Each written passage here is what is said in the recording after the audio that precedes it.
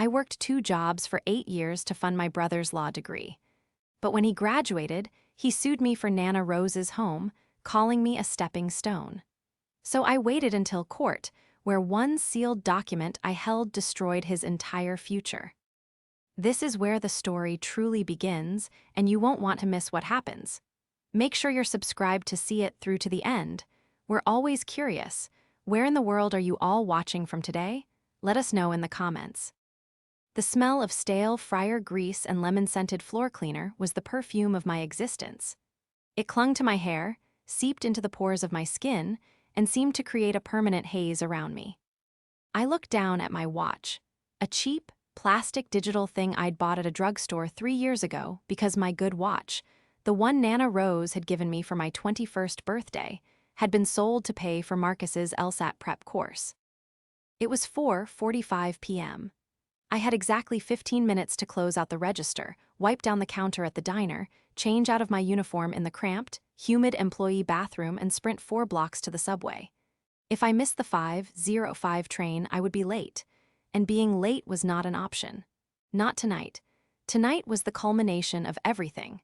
Tonight was the finish line of a marathon I had been running, barefoot and breathless, for 8 agonizing years. Amelia, Table 4 needs a refill on the iced tea, and you missed a spot on the pie case. My manager's voice grated against my eardrums, high-pitched and demanding. I didn't wince. I didn't sigh. I just nodded, a reflex honed by years of subservience to the clock and the dollar. On it, I said, my voice raspy. I hadn't slept more than 4 hours a night in, I couldn't even remember how long. Maybe since Marcus started his undergraduate degree. I walked over to table 4, the pitcher of iced tea heavy in my wrist. My joints ached, a deep, throbbing pulse in my knees and lower back that never really went away anymore. I was 34 years old, but my body felt like it belonged to a woman twice my age. I poured the tea, smiling that practiced, dead-eyed smile that service workers wear like armor. "Thank you, sweetie," the older woman at the table said, not looking up from her conversation. "You're welcome," I whispered. I cleaned the pie case. I counted the drawer. My hands trembled slightly as I handled the cash. It wasn't just fatigue, it was adrenaline. This was it. Marcus was graduating. He had passed the bar exam 2 weeks ago, a fact we had celebrated with a quick phone call because I was working a double shift at the archives that night, and tonight was the official family dinner. The success dinner, he called it. I had paid for the dinner, of course. Just like I had paid for his tuition. Just like I had paid for his apartment rent in the city, his textbooks, his suits for internships, and the high-speed internet he claimed he needed for research.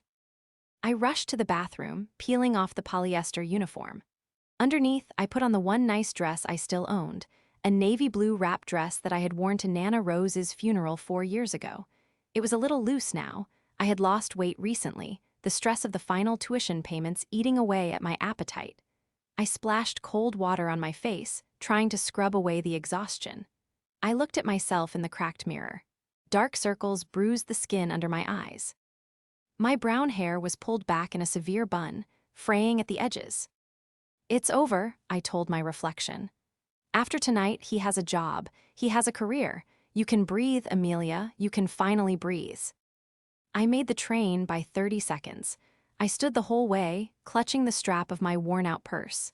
Inside was a card for him. I had put $100 in it, money I absolutely did not have, money that should have gone to the electric bill for Nana Rose's house, which I was barely holding onto. But he expected a gift. Marcus always expected a gift. The restaurant he had chosen was an upscale steakhouse downtown, the kind of place with white linen tablecloths that were thicker than my bedsheets and waiters who wore tuxedos. When I walked in, I felt immediately out of place. I smelled like diner food and subway exhaust. The hostess looked me up and down with a thinly veiled sneer before leading me to the private booth in the back. Marcus was already there. He looked expensive. That was the only word for it. He was wearing a suit I had bought him for his first mock trial, Italian wool, tailored to perfection. His hair was styled, his skin glowing with the health of someone who slept 8 hours and ate organic. He looked like a lawyer. He looked like success. "Amelia, you're late," he said, not standing up to greet me.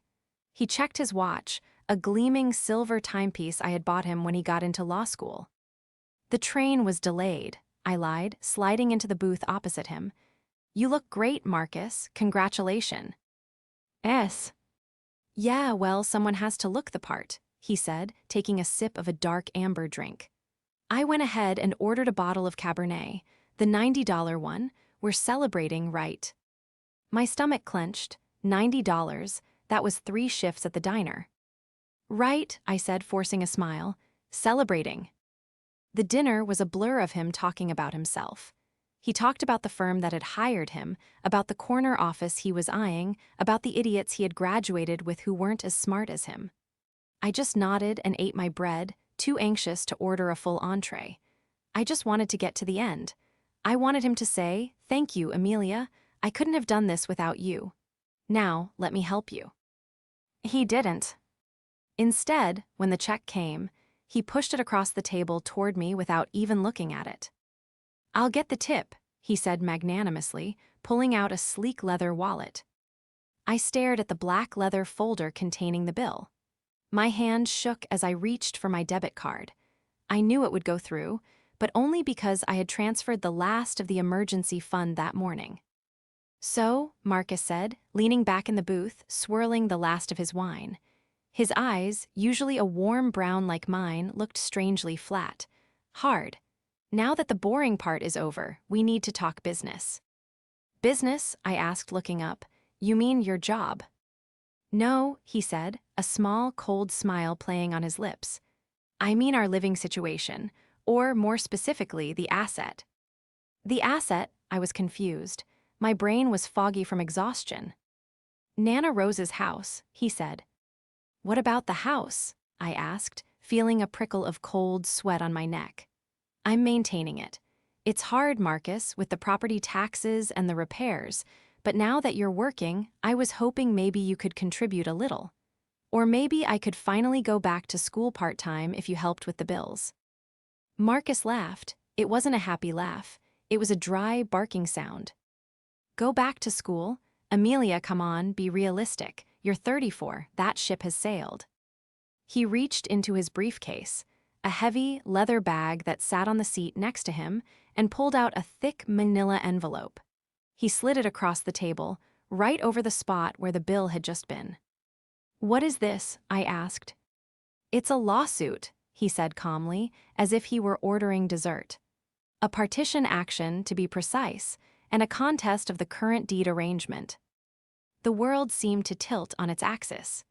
The noise of the restaurant, the clinking silverware, the murmur of conversations, dropped away into a dull roar. "You're suing me," I whispered. "I'm suing for the immediate sale of the estate," Marcus said, his voice smooth, practiced. He was using his lawyer voice now. "See, Nana Rose left the house to you in that informal will, but the title transfer was, let's say, legally distinct. As her biological grandson, I have a claim to 50% of the asset value. Actually, I'm arguing for 75%, citing mismanagement of the estate during my educational years." "Mismanagement?" My voice rose, cracking. "Marcus, I worked 2 jobs. I worked 18 hours a day to pay for your school.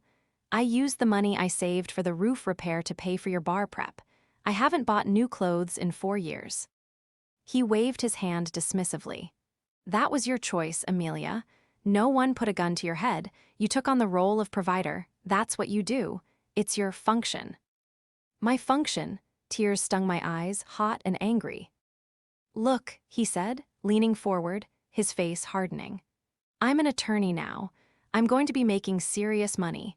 I need capital to buy a condo in the city, something that fits my new status.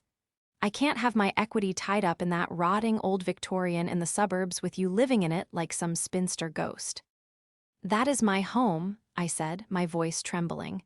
"It's Nana Rose's home. She wanted me to have it because I took care of her when she was sick. Where were you, Marcus? You were at parties. You were networking." "I was building a future," he snapped. "And now that future is here. You served your purpose, Amelia. You got me here. You carried the load. But let's be honest, that's all you're really good for.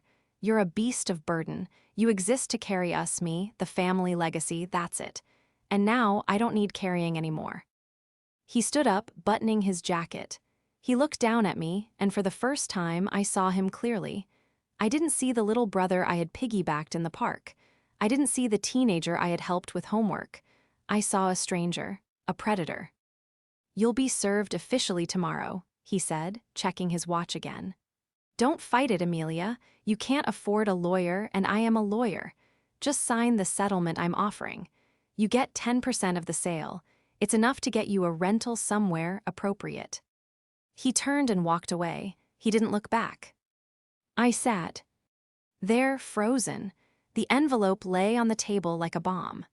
The waiter came by, picked up the credit card receipt I had signed, and looked at me with pity. Are you okay, miss? I looked at the empty chair where my brother had sat. The pain in my chest was so sharp I thought I might be having a heart attack. But it wasn't my heart failing. It was my heart breaking. No, I whispered, clutching the envelope. I'm not okay. The betrayal wasn't just in the lawsuit. It wasn't just in the money. It was in his eyes. He had watched me bleed for him for 8 years, and he hadn't seen love. He had seen a resource to be mined until it was empty. His words cut deeper than 8 years of fatigue ever could. The ride home was a blur of neon lights and darkness. I didn't take the train. I couldn't handle the crush of bodies, the noise, the smell of humanity. I walked. I walked 5 miles in heels that were worn down to the nub, my feet blistering, my legs screaming. I needed the pain. The physical pain was the only thing grounding me, keeping me from dissolving into the damp pavement. It was nearly midnight when I reached the house. Nana Rose's house.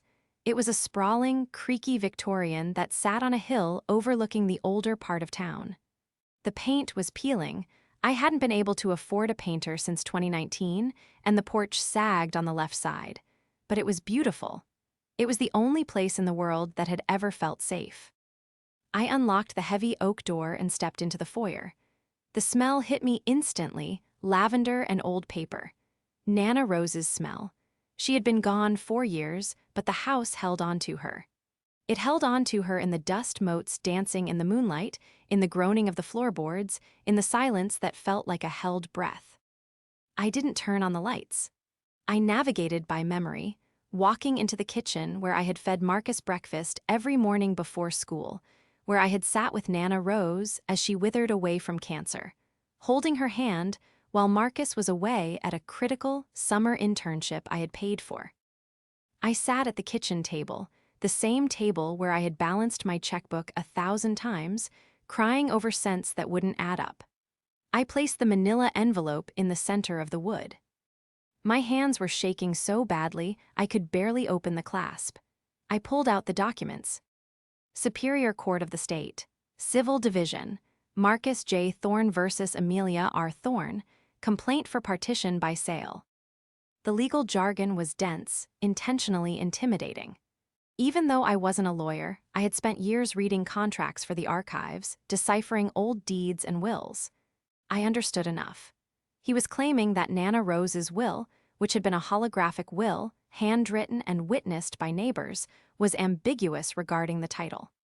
He was claiming that as the educated party, he was better suited to manage the liquidation of the asset. He cited waste. He claimed I was letting the property value diminish. Waste. I looked around the dark kitchen. I had patched the plumbing myself with YouTube videos because I couldn't afford a plumber after paying his semester fees. I had climbed onto the roof in a rainstorm to tarp a leak. I had painted the interior rooms one by one, late at night, so he would have a nice place to bring his friends when he visited, which he never did. He was using my poverty, the poverty he caused, as evidence against me. A wave of nausea rolled over me. I ran to the sink and dry heaved, my stomach empty but cramping violently. My body was revolting against the reality of it. You exist to carry us, that's all you're good for. The voice in my head sounded just like him. Maybe he was right. Hadn't I done exactly that, I had never married. I had no children. I had no career, just jobs. I was a vessel, emptied out to fill him up. My phone buzzed in my purse. I stared at it. It was a text from him. Marcus, 12:15 a.m. Don't be dramatic about this, Mel. It's just business. Call my office in the morning to set up a time to sign. It's better this way. You can't handle that house anyway. I dropped the phone on the counter. The screen cracked. I didn't care. I walked into the living room and sank onto the old velvet sofa. The moonlight streamed through the bay window, illuminating the dust. I felt small. I felt crushed. He had the degree. He had the knowledge. He had the money now, or at least the credit lines. I had nothing but a crumbling house and a bank account that was overdrawn. I closed my eyes, and for a moment I considered it. I considered just signing, just giving up. Maybe he was right. Maybe I was just a beast of burden, and now the burden was gone, so I should just disappear. But then a memory surfaced. It wasn't a memory of Marcus. It was a memory of Nana Rose. It was 3 weeks before she died. She was frail, her skin like parchment, but her eyes were sharp. We were in her bedroom, the one upstairs that I kept closed off now. "Amelia," she had whispered, her voice like dry leaves. "He's charming, your brother, he's smart, but he has a hollow heart. He takes, that's his nature." "He loves us, Nana," I had argued, smoothing her quilt. "He's just ambitious." "Ambition without gratitude is a dangerous thing," she had said. She had pointed a trembling finger toward the antique vanity in the corner. "Bring me the blue box, the one with the false bottom, and call Mr. Henderson, not the office number, his private line." I sat up on the sofa, my heart hammering against my ribs. Mr. Henderson. He was the estate attorney, a man as old as the house itself. When Nana Rose died, he had read the will, the one Marcus knew about, the simple one, but I remembered that afternoon. I remembered Mr. Henderson coming to the house while Marcus was at a frat party. I remembered the scratching of a pen. I remembered Nana Rose's fierce, protective grip on my hand. I stood up. My legs felt stronger now. The exhaustion was still there, a heavy cloak, but underneath it, a spark had ignited. Marcus thought he knew everything. He thought he had examined every angle. He was a junior associate. He was arrogant. He looked at the surface of things, the obvious will, the visible assets, the weary sister who always said yes. He didn't look at the archives. He didn't know about the meticulous records I kept. I walked over to the bookshelf in the hallway. It was lined with old encyclopedias and dust. I reached behind the row of books on the bottom shelf and pulled out a heavy, leather-bound ledger. I opened it. August 12, 2017, Marcus tuition, $12,000. Sold mom's jewelry. January 4, 2018, Marcus rent $1,800. Took double shift at diner.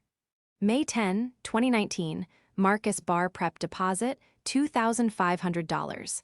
Canceled health insurance. Page after page. 8 years of blood, sweat, and tears, recorded in black ink. But that wasn't the weapon. That was just the history. The weapon was upstairs, in the blue box. I climbed the stairs, the wood groaning under my feet. I went into Nana Rose's room. It smelled of lavender and silence. I went to the vanity. The blue box was there, untouched. I opened it. Inside were old trinkets, costume jewelry, nothing of value, but I knew the secret. I pressed the hidden latch on the inside rim. The false bottom popped up.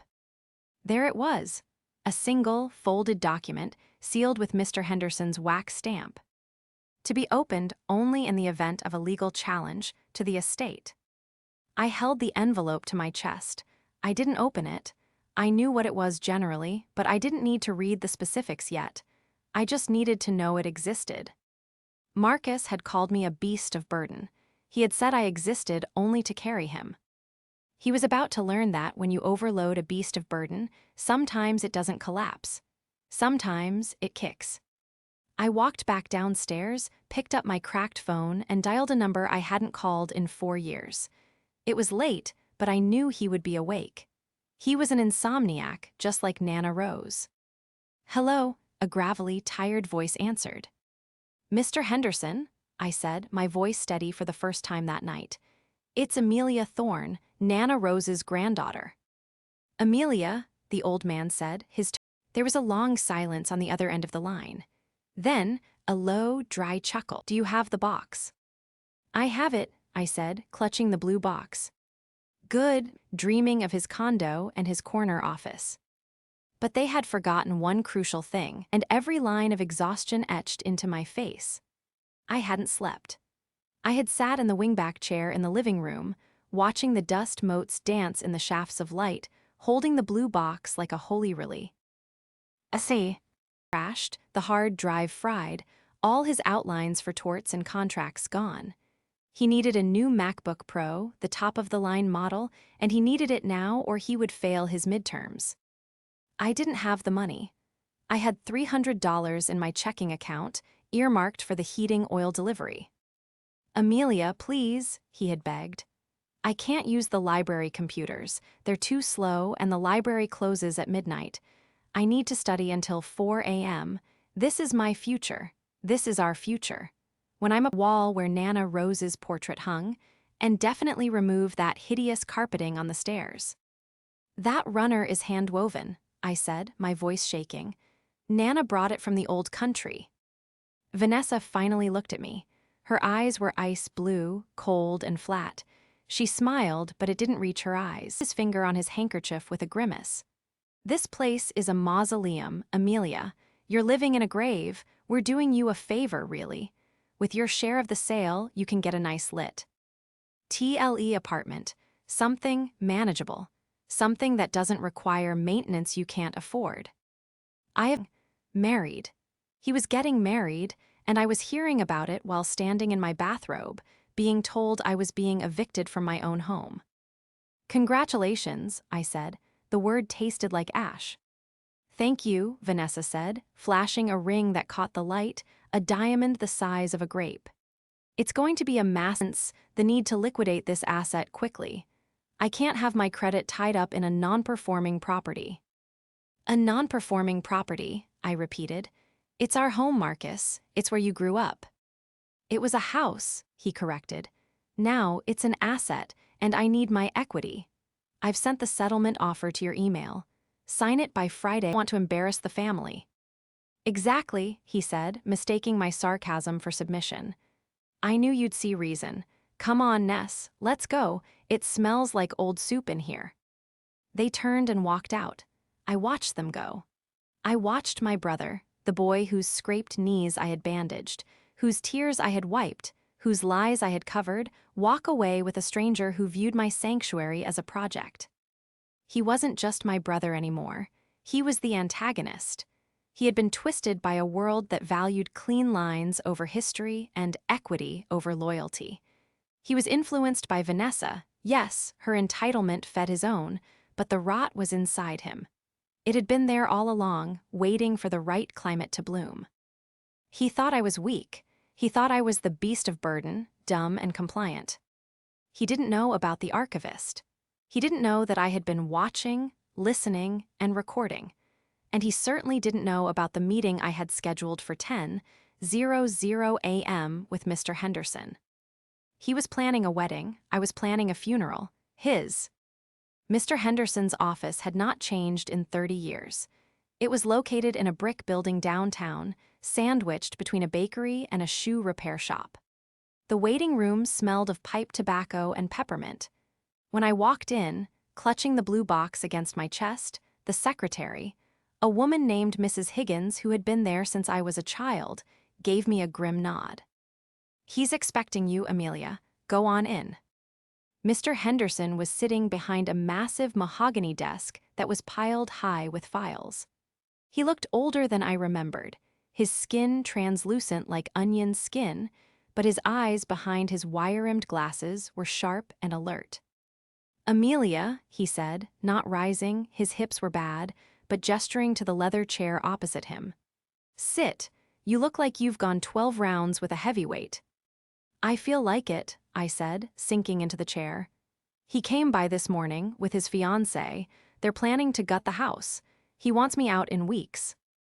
Mr. Henderson tutted, a soft clicking sound against his teeth. Impatience, the vice of youth, did you bring it? I placed the blue box on the desk. I opened the false bottom and took out the sealed envelope. I haven't opened it, I said, but I remember Nana saying it was for an emergency. Mr. Henderson took the envelope. He didn't open it either. He just tapped it with a gnarled finger. This, he said, his voice dropping to a conspiratorial whisper, is a holographic codicil. Your grandmother came to me 3 years before she passed.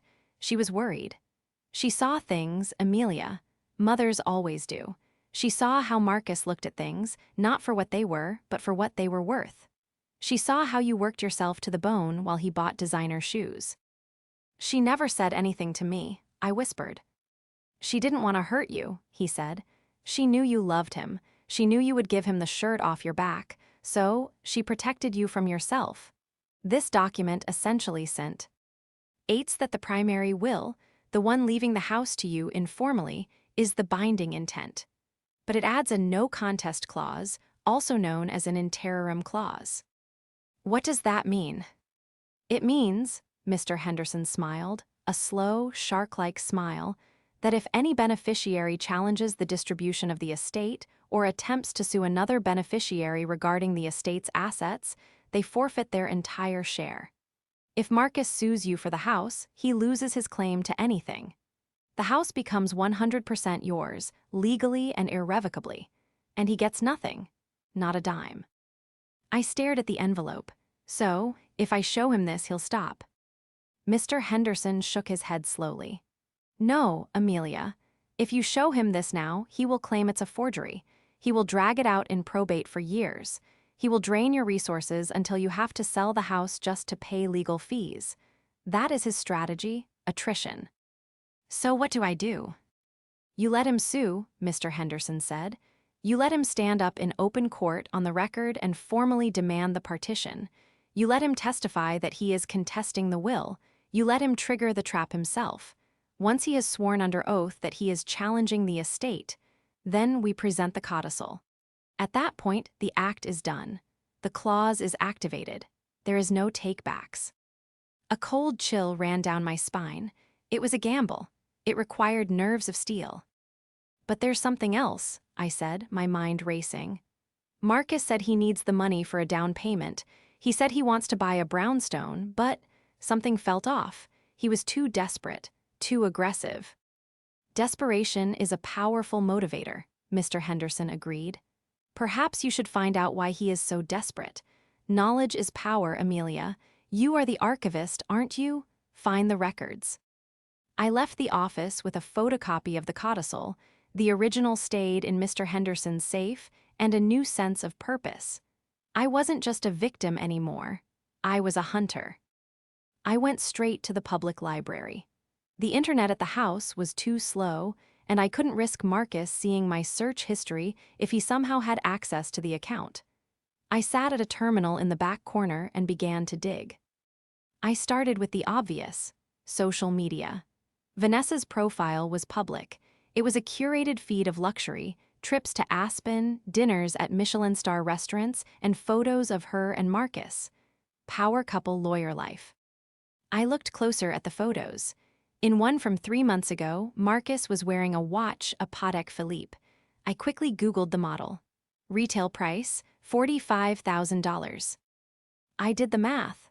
A first-year associate, even at a top firm, made good money, but not that kind of money. Not after taxes, rent in the city, and student loan payments. Wait, he didn't have student loan payments. I had paid for everything. So where was his money going? I dug deeper. I accessed the county civil court records. It cost me $20 to do a statewide search, $20 I needed for groceries, but I paid it. I typed in Marcus J. Thorne. 2 hits. One was the lawsuit against me, filed yesterday. The other was a judgment, filed 6 months ago. Thorne versus Luxury Auto Leasing. It was a default judgment for unpaid lease payments on a Porsche Cayenne. Amount owed, $12,500. I felt a surge of adrenaline. He was living beyond his means, way beyond. But a judgment for a car wouldn't make him desperate enough to sue his sister for her home. There had to be more. I thought about his friends, the ones he bragged about, the crypto guys, the investment bros. I searched his username, the one he used for everything since high school, M. Thorn Law, on various forums. It took me 3 hours. My eyes burned. The library was closing in 10 minutes. Then I found it, on a subreddit dedicated to high-risk options trading. A user named M. Thorn Law had been posting frantically for the last 4 months. Post from 3 months ago, just leveraged 50K on margin. This is a sure thing, right, boys? Post from 1 month ago, need liquidity fast. Margin call incoming. Any advice on bridge loans? Post from 2 weeks ago, I have a guaranteed asset coming liquid soon, inheritance. Just need to hold off the creditors for 30 days. Can I use a pending lawsuit as collateral? My hand flew to my mouth. He wasn't buying a brownstone. He wasn't building a future. He was broke. He had gambled away his salary and probably money he didn't even have. He was drowning in margin debt. He needed the house money not to buy a new life, but to save himself from financial ruin. The down payment story was a lie for Vanessa. If she knew he was a gambler with massive debt, she and her powerful father would drop him in a heartbeat. He was suing me to cover his bad bets. I sat back in the hard plastic chair, the library lights flickering overhead. The picture was complete. Marcus wasn't just cruel, he was cornered. He was a trapped animal, lashing out at the only thing he thought he could control, me. He thought I was the resource he could mine one last time to fill the hole he had dug for himself. I printed the screenshots. I printed the court judgment. I added them to my file, right next to the codicil. I had the leverage. I had the trap. He wanted to play games. He wanted to talk about assets and liabilities. I looked at the stack of papers in my hands. "Okay, Marcus," I whispered, "let's go to court." The weeks leading up to the first formal legal proceeding were a slow, grinding torture. Marcus didn't just sue me, he besieged me. It started with the letters, formal, aggressive demands from his law firm, sent via certified mail, piling up on the hallway table like snowdrifts. Notice to inspect, demand for accounting, interrogatories. He was burying me in paper, a classic litigation tactic designed to exhaust the opponent's resources and will. He knew I didn't have a lawyer on record yet. Mr. Henderson was operating as a consultant in the shadows to keep our trap hidden, so Marcus assumed I was drowning in the legalese, panic-stricken and confused. He was half right. I was panic-stricken, but I wasn't confused. I was angry. The first major confrontation wasn't at the kitchen table or over the phone. It was the deposition. Marcus had scheduled it at his firm's offices, a glass and steel skyscraper in the financial district that pierced the clouds, a monument to the kind of money I couldn't even comprehend. He wanted me on his turf. He wanted me to feel small, intimidated by the marble floors, the security guards who checked my ID with suspicion, and the silent, high-speed elevators that made my ears pop. I wore my best suit, a charcoal gray ensemble I had bought at a thrift store 5 years ago. It was clean and pressed, but I knew the fabric looked cheap under the harsh fluorescent lights of the conference room. When I walked in, the room was freezing. That was intentional, too. Marcus sat at the head of a long, boat-shaped table. He wasn't alone. He had a court reporter, a woman with a stenography machine who didn't look up when I entered, and a senior partner from his firm, a man named Mr. Sterling, who looked like a shark in a three-piece suit. And to my shock, Vanessa was there, sitting in the corner, scrolling on her phone. "Amelia," Marcus said, not standing up. He gestured to a lone chair on the opposite side of the table. "Have a seat. This is Mr. Sterling. He's overseeing the case to ensure propriety, and you know Vanessa." "Why is she here?" I asked, my voice echoing slightly in the glass room. "Moral support," Vanessa chirped, not looking up from her screen. "And because I have a vested interest in the asset. Daddy wants to make sure the timeline is solid for the renovation team." "Right," I said, sitting down. The chair was hard and uncomfortable. "You don't have counsel?" Mr. Sterling asked, peering at me over his spectacles. His voice was dry, devoid of empathy. I am representing myself today, I said, keeping my hands folded in my lap to hide the trembling. Very unwise, Mr. Sterling muttered. But it's your right. Marcus, proceed. The deposition began. For 2 hours, Marcus grilled me. He asked about every repair I had made to the house in the last 4 years. He asked for receipts for paint, for nails, for the plumber. He tried to trap me into admitting that I had deferred maintenance to lower the property value. Isn't it true, Amelia, that you chose to patch the roof yourself rather than hire a licensed contractor, thereby voiding the warranty on the shingles? Marcus asked, his pen poised over his legal pad. I didn't have $5,000 for a contractor, I said steadily, because I had just paid for your bar exam review course. Marcus's eyes flickered with annoyance. Objection, non-responsive. The question was about the shingles, not your alleged charity. Strike the commentary. He was performing. He was showing off for Mr. Sterling and Vanessa, playing the role of the ruthless litigator. He was treating his own sister like a hostile witness in a murder trial. But I waited. I answered his questions with monosyllabic responses. Yes, no, I don't recall, just as Mr. Henderson had instructed. I let him think he was winning. I let him think he was cornering me. Then he made a mistake. Amelia, he said, leaning forward, a smug smile playing on his lips. Let's talk about your finances. You claim you can't afford to buy me out. But isn't it true that you have a savings account? We need to establish your insolvency if you're claiming hardship. I have no savings, I said. You know that. Do I? He raised an eyebrow. You've always been so frugal, hoarding pennies. Unlike those of us who understand that you have to spend money to make money. That's why I need this capital, to invest, to grow the family wealth, something you've never understood. Invest, I repeated the word softly. Is that what you see? All it. Excuse me, Marcus stopped writing. I reached into my tote bag. I didn't pull out the codicil. I pulled out a single sheet of paper, a screenshot from the high-stakes options forum, blown up so the text was clear. You say you need the money to invest and to buy a home with Vanessa, I said, keeping my voice level.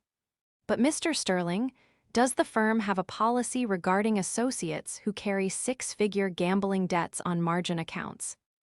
The silence in the room was absolute.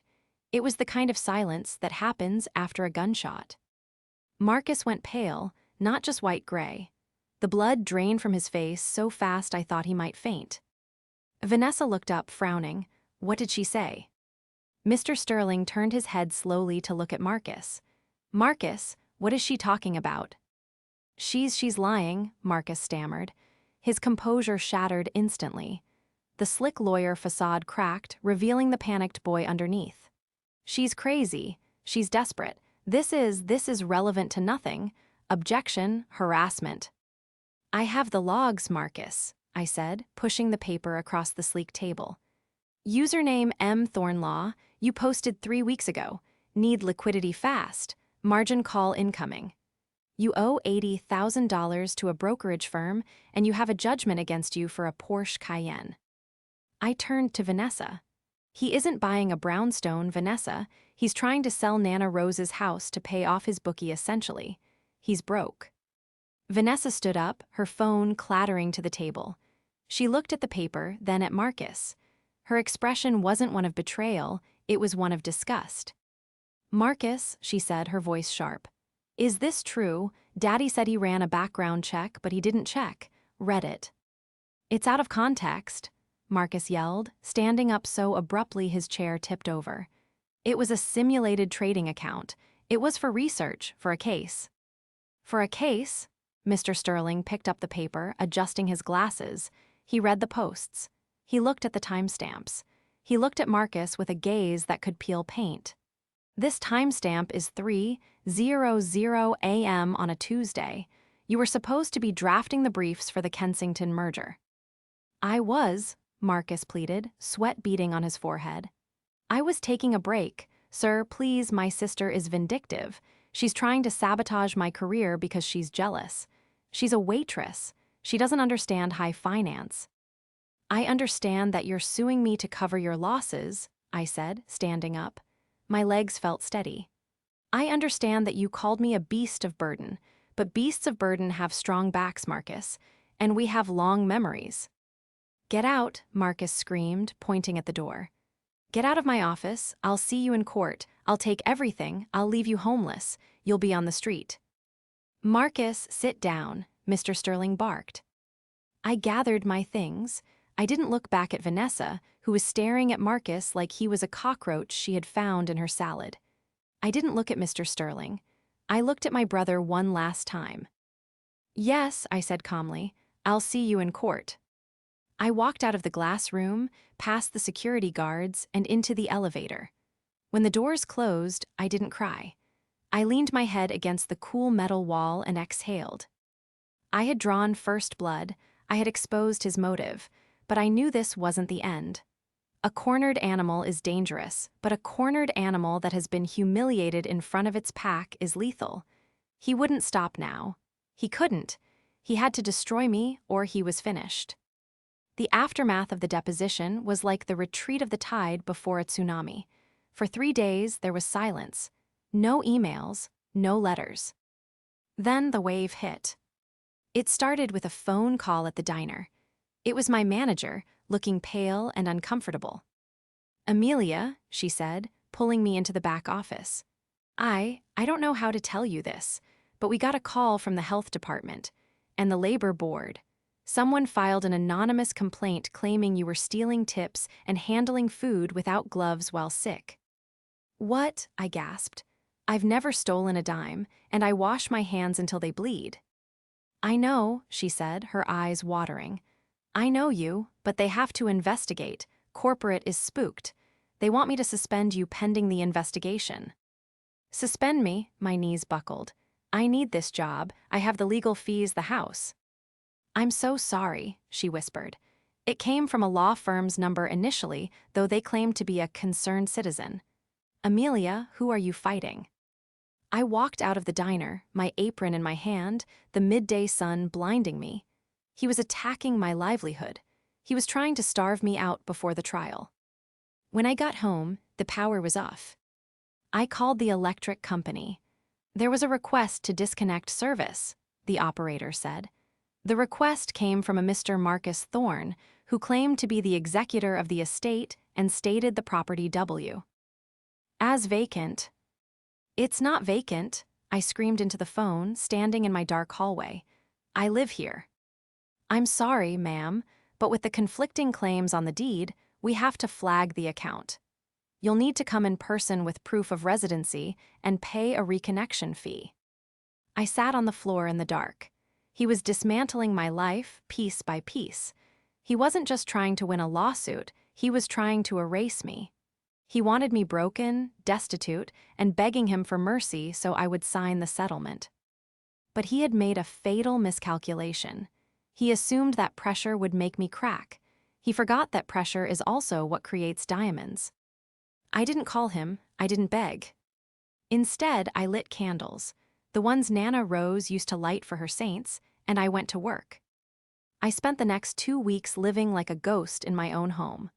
I showered at the gym, using a guest pass Mr. Henderson's secretary slipped me. I ate canned beans heated over a camping stove I found in the attic.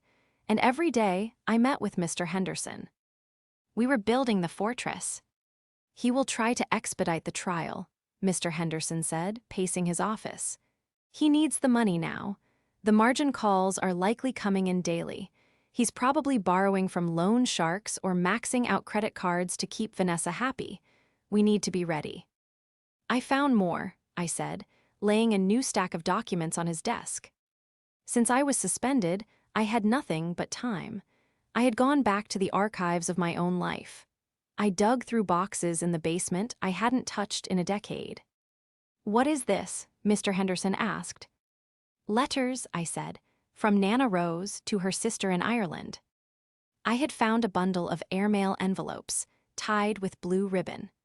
Nana Rose had written them during the years I was caring for her, and Marcus was in college. Read this one. I pointed to a letter dated May 2019. Mr. Henderson adjusted his glasses and read aloud. My heart breaks for Amelia. She works until her hands shake. Marcus came home this weekend, not to see me, but to ask for money for a trip to Cancun. I told him no. He screamed at me.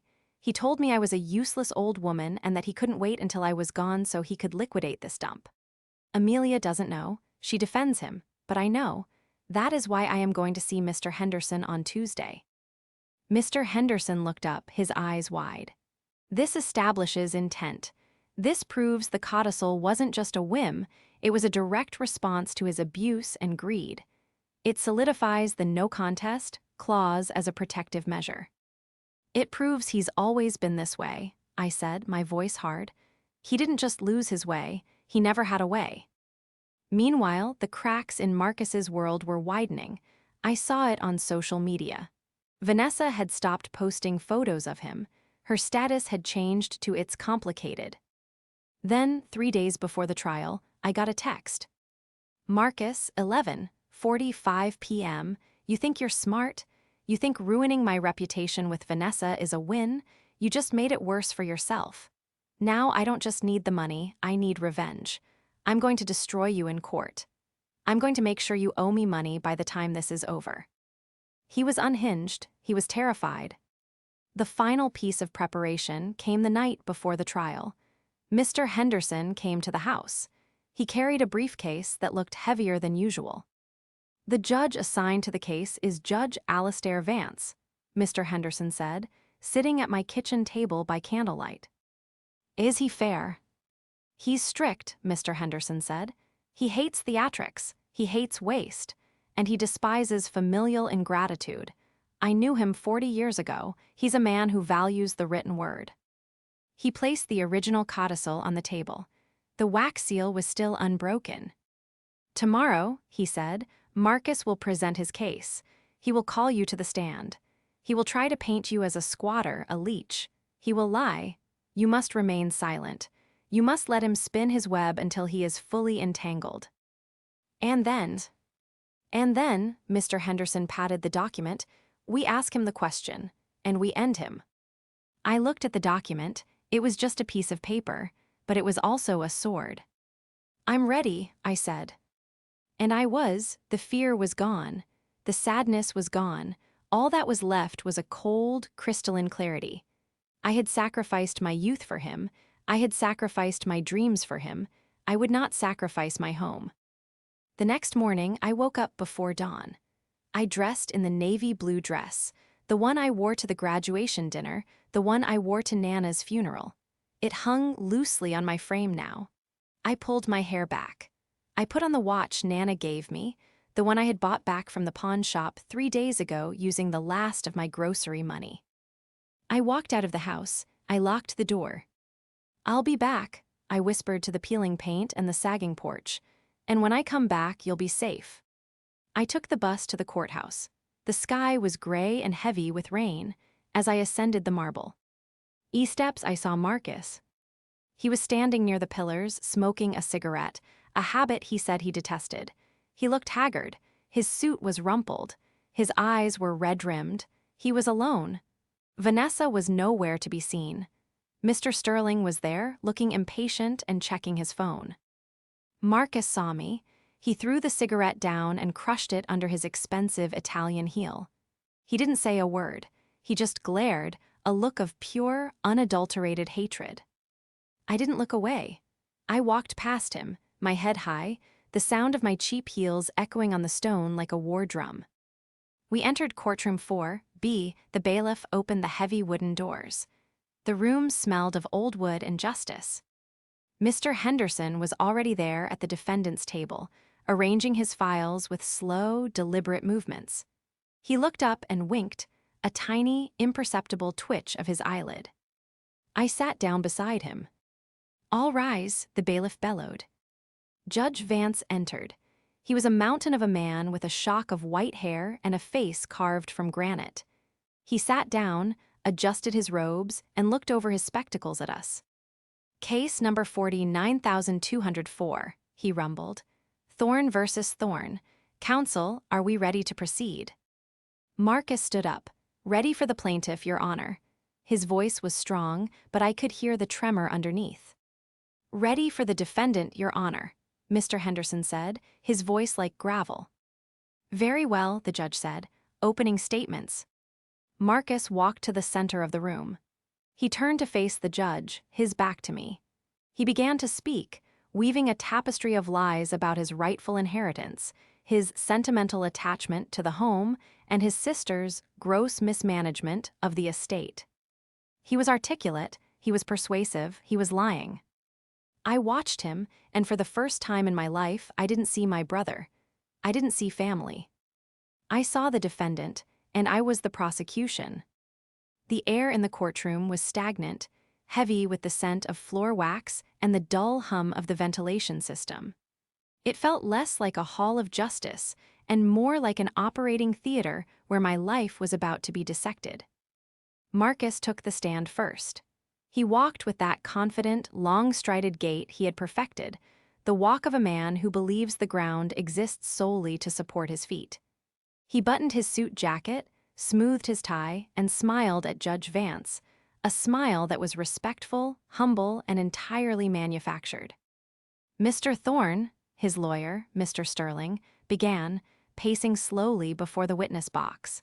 Please explain to the court why you are seeking a partition by sale of the estate at 42 Oakwood Drive. Marcus cleared his throat. Your Honor, it is with a heavy heart that I bring this action. That house is my family's legacy. But frankly, it is falling into ruin. My sister, Amelia, has been living there alone for 4 years, and despite her best intentions, she simply lacks the financial acumen and the resources to maintain an asset of that magnitude. I gripped the edge of the defendant's table so hard my knuckles turned white. Lacks the resources, I thought, because I gave them all to you. She has allowed the roof to leak, Marcus continued, his voice dripping with faux concern. She has let the garden overgrow. The property value is stagnating. I have tried to reason with her. I have offered to buy her out, to help her move into a more suitable apartment. But she is obstinate. She is letting our grandmother's legacy rot because she is emotionally unable to let go. And what is your goal, Mr. Thorne? Mr. Sterling asked. My goal is to save the equity, Marcus said, placing a hand over his heart. I want to sell the property, ensure my sister gets her fair share so she can be taken care of, and invest my portion to secure my own future, as Nana Rose would have wanted. I am trying to be the responsible steward here. Thank you, Mr. Sterling said. No further questions. Judge Vance turned his gaze toward our table. Cross-examination. Mr. Henderson stood up. He didn't rush. He moved with the slow, creaking deliberation of an ancient oak tree. He walked to the center of the room, carrying nothing but a single sheet of paper, the screenshot of the gambling forum. He left the blue box on the table. Mr. Thorne, Mr. Henderson's voice was raspy, filling the room like smoke. You speak of financial acumen. You speak of stewardship. I do, Marcus replied, his chin raised. You are a junior associate at Sterling and Associates, correct? I am. And your salary is substantial. It is commensurate with my skills, Marcus said smoothly. Then tell me, Mr. Henderson said, stepping closer. Why is there a judgment against you for $12,000 regarding a Porsche Cayenne? Mr. Sterling shot up. Objection, relevance. It goes to the witness's credibility regarding financial stewardship, Your Honor, Mr. Henderson said calmly. Judge Vance peered over his glasses. Overruled. Answer the question. Marcus shifted in his seat. That was a clerical error. A misunderstanding with the leasing company. It's being resolved. I see, Mr. Henderson said. He didn't press it. He just let the lie hang there. Then he walked back to the table and picked up the ledger, my handwritten ledger. You claim my client, your sister, lacks resources. Can you tell the court who paid for your tuition at Georgetown Law? Marcus stiffened. There were family contributions. Specifics, Mr. Thorne, Mr. Henderson snapped. Did you pay it? No. Did you take out loans? No. So Amelia Thorne paid it. Is that correct? Marcus looked at me. His eyes were cold daggers. She assisted, yes. She assisted, Mr. Henderson repeated, opening the ledger. August 2017, $12,000. January 2018, $1,800 for rent. May 2019, $2,500 for bar prep. Mr. Thorne, this ledger indicates that your sister has assisted you to the tune of nearly $140,000 over 8 years. Is that accurate? I haven't audited her little notebook, Marcus sneered. It's not a notebook, Mr. Thorne. It's evidence, Mr. Henderson said, slamming the ledger shut. The sound echoed like a gunshot. But let us get to the heart of the matter. You are suing for partition. You are asking this court to overturn the current living arrangement and force a sale. You are, in essence, contesting the distribution of your grandmother's estate as it stands. I am asserting my rights as a beneficiary, Marcus said, his voice rising. Nana Rose died without a formal will regarding the house. It passes by intestate succession. Half to me, half to her. That is the law. I am simply demanding what is mine. So you are formally challenging the status quo. You are contesting your sister's claim to the home. Yes, Marcus shouted, losing his composure. I am contesting it. She has no right to keep me from my money. It's my house too. Mr. Henderson smiled. It was a terrifying expression. Thank you, Mr. Thorne. You have made your position perfectly clear. You may step down. Marcus looked confused. He had expected a fight. He had expected to be drilled on the details. Instead, he was dismissed. He walked back to his table, looking at Mr. Sterling, who shrugged. Defense, call your witness, Judge Vance said. The defense calls no witnesses, Your Honor, Mr. Henderson said. A murmur ran through the courtroom. Mr. Sterling looked shocked. Marcus looked triumphant. He thought I was giving up. He thought I was too weak to fight. However, Mr. Henderson continued, his voice rising, the defense wishes to submit a piece of evidence that has come to light. A document that was entrusted to my care by the deceased, Rose Thorne, to be opened only in the event of a legal contest between her grandchildren. He picked up the blue box. He walked to the bench. Your Honor, I present to you the holographic codicil to the last will and testament of Rose Thorne, dated May 14, 2019. Authenticated by my office, sealed with my stamp, and witnessed by 2 disinterested parties. Judge Vance took the envelope. He looked at the seal. He looked at Marcus, who had gone very, very still. Mr. Sterling, the judge said, you may want to approach the bench. Mr. Sterling walked up. The judge broke the seal. The sound of tearing paper was the only sound in the world. He unfolded the document. He adjusted his glasses. He read it silently. As he read, his eyebrows went up. Then they furrowed. Then he looked at Marcus with an expression that wasn't just judgment, it was disappointment. Mr. Thorne, Judge Vance said, his voice booming without the microphone. Counselor, you are a graduate of Georgetown Law, are you not? Marcus stood up, his legs shaking. Yes, Your Honor. Then you are undoubtedly familiar with the concept of an in terrorem clause, commonly known as a no contest clause. Marcus's face went the color of old ash. He gripped the table. Yes, Your Honor. Then I suggest you listen very carefully, Judge Vance said. He held up the paper. I, Rose Thorne, being of sound mind, do hereby amend my intentions regarding my estate. Knowing the sacrifices my granddaughter Amelia has made, and fearing the greed that has taken root in my grandson Marcus, I hereby decree that the property at 42 Oakwood Drive is to be the sole property of Amelia Thorne. The judge paused. Marcus let out a small, strangled sound. Furthermore, the judge read, his voice hardening, should any beneficiary of this estate seek to contest this arrangement, or bring legal action against another beneficiary regarding the assets of this estate, that beneficiary shall immediately forfeit their entire share of the estate. They shall receive nothing, not $1, not one brick. The courtroom erupted. Mr. Sterling dropped his pen. Vanessa, who was sitting in the back row, gasped audibly.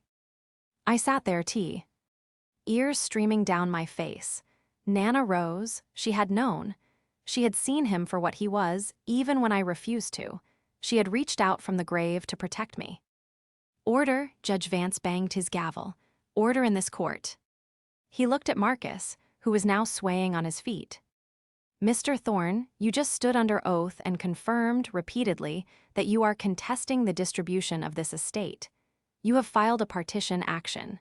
You have triggered the clause. I didn't know, Marcus stammered. It was hidden, this is ambush. It is a valid testamentary document, Judge Vance snapped. And you, as a lawyer, should know that due diligence includes asking the executor if such documents exist before you file a lawsuit against your own family. The judge turned to me, his eyes softened.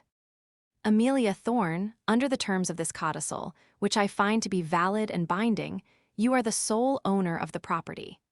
The plaintiff, Marcus Thorne, is disinherited from the estate in its entirety. He turned back to Marcus. The case is dismissed with prejudice.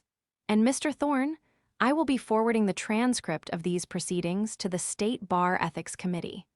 A lawyer who sues his family to cover gambling debts revealed by the defense, and who lies about his financial standing, is perhaps not fit to hold the title. No, Marcus screamed. No, you can't. That house is worth $500,000. I need it, I need it. Bailiff, Judge Vance said calmly, remove the plaintiff. Two officers stepped forward. Marcus was sobbing now, a broken, hysterical sound. He reached out toward me. Amelia, please, you can't let them do this. I'm your brother, I'm sorry, I'll drop the suit. Just give me a share, just 10%, please. I looked at him, I saw the tears, I saw the panic, but I also saw the years of neglect. I saw the pond watch. I saw the frozen winters. I saw the smirk on his face when he called me a beast of burden. I stood up, I looked him in the eye. You said I exist to carry you, Marcus, I said, my voice cutting through his screams. But I'm putting the load down. The bailiffs dragged him out, the doors slammed shut. Mr. Sterling was frantically packing his briefcase. He looked at Mr. Henderson. I had no idea about the gambling debts, or the codicil. I will be withdrawing as his counsel immediately. You do that, Mr. Henderson said. I looked at the empty courtroom. The silence returned, but it wasn't heavy anymore. It was light, it was clean. It's over, Amelia, Mr. Henderson said, closing the blue box. It's finally over. Walking out of the courthouse felt like learning to walk on a new planet. The gravity was different. The crushing weight that had sat on my shoulders for 8 years, the weight of Marcus's expectations, his debts, his future, was gone. Mr. Henderson walked me to the bus stop. The rain had stopped, and the sun was breaking through the gray clouds, casting long, golden beams on the wet pavement. What will you do now? He asked. I'm going to go home, I said. I'm going to turn on the heat. I'm going to cook a meal that isn't from a can. And then, I think I'm going to sleep for a week. He chuckled. You've earned it, and the fees, don't worry about them. Your grandmother paid me a retainer years ago, she said, for the day Amelia needs to fight back. I hugged him. He smelled like tobacco and safety. Thank you. Don't thank me, he said. Thank the archivist. You saved yourself, Amelia. I just held the paper. I took the bus home. When I got off at my stop, I walked up the hill to 42 Oakwood Drive. The house looked different. It didn't look like a burden anymore. It didn't look like a rotting asset. It looked like a castle. I unlocked the door.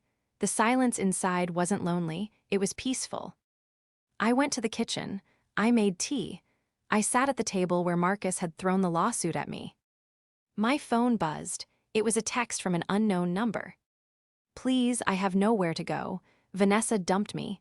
The firm fired me. They're coming for the car. Amelia, I'm sleeping in my office until security kicks me out. Just let me stay in the basement. I'll do the repairs, I promise. I looked at the message. A part of me, the old part, the sister who had bandaged his knees, wanted to say yes. He was my blood. He was broken. But then I remembered the codicil. Ambition without gratitude is a dangerous thing. If I let him back in, he would consume me again. He would eat my peace until there was nothing left.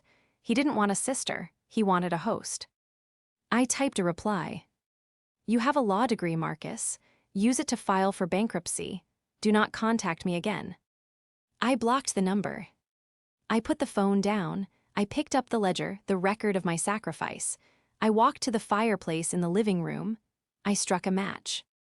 I watched the pages curl and blacken, the tuition payments, the rent checks, the bar prep fees, all of it turning to smokin'.